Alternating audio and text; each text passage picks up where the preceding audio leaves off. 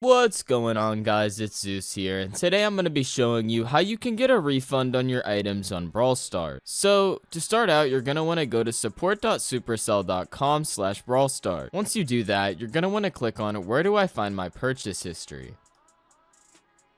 For the example and sake of this, we're going to use the iOS version, which I already have open in another tab.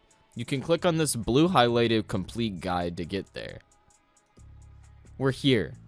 So you'll be able to scroll down once you're on the iOS tab, and once you get to learn how to request a refund, you're just going to click right there, and you can do this. Sign into reportaproblem.apple.com, tap or click I'd like to, then choose request a refund. Choose the reason why you want a refund, then choose next. As you can see, that's the image representing it. Choose the app, subscription, or other item, then choose submit. If you were charged for a subscription that you no longer want, you can also cancel the subscription. After that, just wait 24 to 48 hours for an update on your request.